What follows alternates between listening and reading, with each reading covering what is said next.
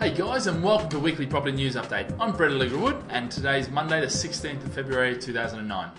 Okay, so today what we're going to be covering is, first of all, developers, build to order. That's a new instruction they're giving to everyone. Basically, the only way they'll start building something else is when they get an order or an exchange, effectively. So we'll talk about that. House prices bottoming out, or are they? Okay, unemployment's hit 3 million. Okay, so the CBI has come out and said 2.9 million unemployed by the end of the recession. And then what we're going to do is I want to introduce you to the concept of buying gold. Gold is fantastic if you like insurance things, so we'll talk more about that. And then we'll look at the toxic loan books and what that actually means in terms of the credit crunch and in terms of subprime lending and things like that. My thoughts for the week, quite simply, banks still aren't lending.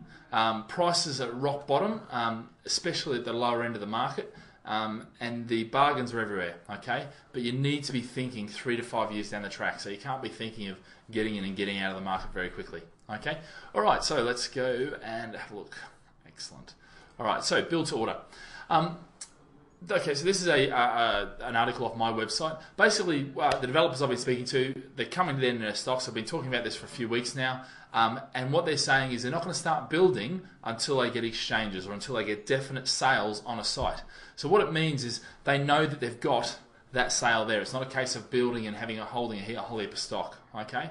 And so most of the developers we're speaking to have done that. I've been doing a lot of tours around the country and actually going to meet developers, finding out what their stock levels are at, finding out what off-plan they've got. And most of them are starting to talk off-plan, but what they're doing is they're saying off-plan with a condition that it's built to order, okay? So it means as an investor, we're going to have to step forward and put our money where our mouth is before they'll give us the property and the deals that we want, okay?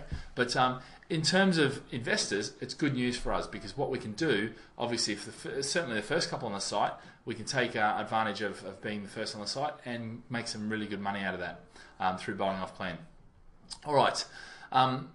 I just wanted to raise this. Fall in house prices bottoming out. All right. So you've probably heard it. Halifax 1.9% growth. Rightmove is saying 1.2% growth during January, and all these figures, which might shock you, and you might think, "Wow, we're through the recession. All's good."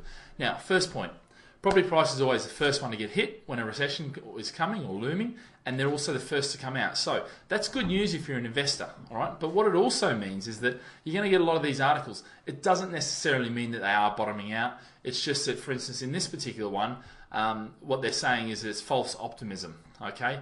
So it pushes up property asking prices, all right? And what they're talking about is on people on Rightmove, because of the lack of stock, lack of supply, if you like, that's accentuating the demand, and that's pushing prices up, and they're being very bullish about the pricing, okay? So don't get misled, and you've got to read behind the lines. And I always said this, don't read the headline and think that that's actually going to give you what you need, all right? You need to read down and chunk down into the information, all right? Fantastic. Okay, so more than 3 million will be out of work next year, CBI warns, okay? So what they're talking about here is 3 million unemployed people, all right, which is quite a lot. If you think about it, and I can remember back in November when I first started doing these, that I mentioned that they were saying 2 million, all right? So they've been upgraded from 2 million to 3 million, so an extra million people unemployed, which is quite drastic, especially considering that's only 3 months away. So 3 months ago, it was 2 million. Already they're saying 2 million people are out of work. So that's come fairly quickly, all right? Now, if it keeps going at this rate, obviously that can create a lot of things, a lot of problems, all right? But just be aware that's sort of the latest news. It's all over the news, all right?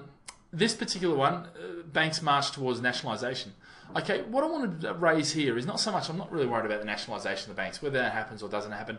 In some ways, as a taxpayer, it can be good news because whilst we're taking some of the toxic debt, we're not just buying the debt out and taking it willy-nilly. What we're actually doing is we're taking it with the ownership of shares. Now, those shares, property prices or the price of that bank is very low right now, and they will recover, okay? They will recover. And when they recover, well, the actual taxpayer stands to make a lot of money from that, okay? So that can actually be a good thing, all right? And history has shown that this type of thing where they buy shares as opposed to just giving handouts can work very well, okay?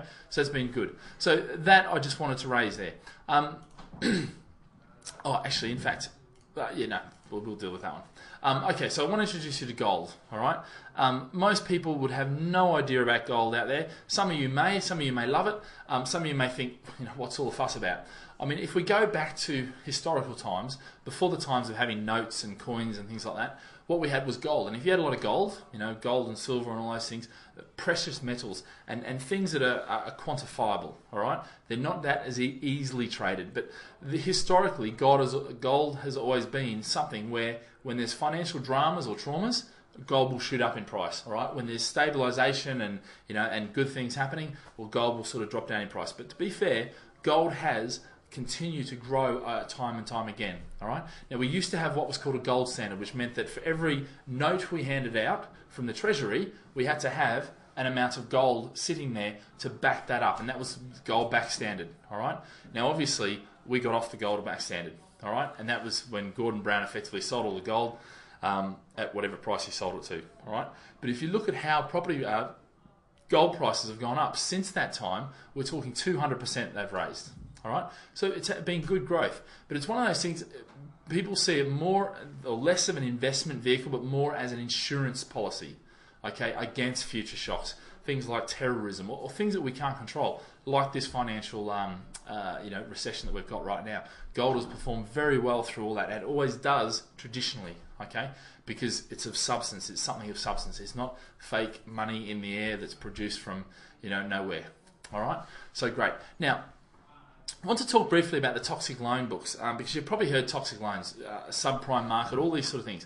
But what we're talking about here is that the issue with a lot of the banks, what they've actually done is through a number of financial mechanisms and products. And understand, when we think of financial products, we think of mortgages, credit cards, things like that. Well, there's a whole other market out there. There's a whole other world of things like being able to re-broke mortgages. So whilst you get a mortgage, that mortgage gets compiled, and then that's lent out to, say, a pension fund.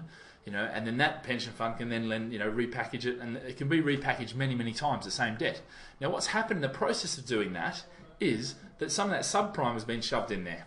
All right. Now, what would normally happen is that package will get rated by a ratings agency. Okay, Standard & Poor's and people like that.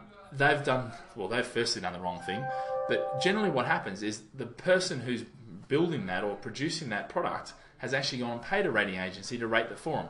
So it doesn't actually fit really well in that the rating agencies have a lot to answer for in this whole credit crunch, because giving a AAA rating actually now, whilst we thought it meant a lot, actually didn't mean a lot at all. And so that's produced a lot of overconfidence, causing all these toxic loan books that people like HBOS and people like, you name it. In fact, most of the banks now have some exposure to it, all right, RBS, and in particular, it's hit America very, very hard. But a lot of the banks from over here were buying up the debts from over there. Okay, so it's not just a case of a HBOS or an RBH or RBS or any of those sort of ones just buying UK debt. And understand, the subprime market wasn't very big in the UK, so it's not a UK thing. Our repossession rates are very low. All right. Well, what's happening now is all these toxic loans are coming out where people have left their houses, handed the keys, destroyed them on the way out, so their asset value has actually dropped considerably. So what you thought, and they were borrowing money to buy these loan books, well, all of a sudden that loan book's dropped. Just as when you buy a house and you get an 80% mortgage or a 90% mortgage, if the property drops 20%, well, you're in negative equity. And that's exactly what these banks are. Now, banks are a bit different. They can't wear this negative equity. They can to a degree, but not as much. They have to disclose it and write the debt down, all right? Otherwise, the shareholders don't like it, the share price tumbles, all these sort of things. So this is the whole mechanisms going on in the background, and it's a very complex mechanism, and that's what's causing a lot of the problems at the moment. Okay, so there'll be lots more on that to come. Okay, so let's have a look at my thoughts for the week. Banks still aren't lending. Okay, it doesn't matter how you dice it up, they're not lending where they should. All right, they're still literally taking the money in and holding that money.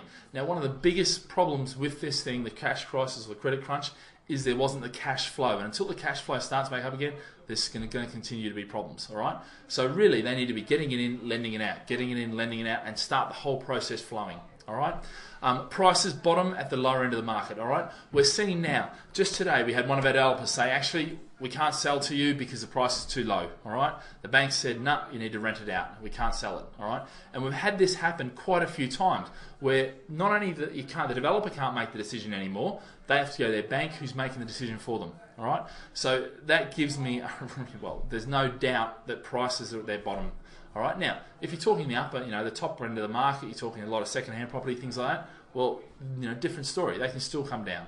All right, bargains are everywhere. All right, but you need to be thinking 3 to 5 years down the track. All right, so don't just be looking, well, I'm going to get in and I'm going to get out next year. No, you need to be looking 3 to 5 years down the track to get that true, growth in that property and that true, the opportunity, the return on the opportunity. All right, okay, well that's it for me this week. Hope you have a fantastic week, and I'll see you next Monday.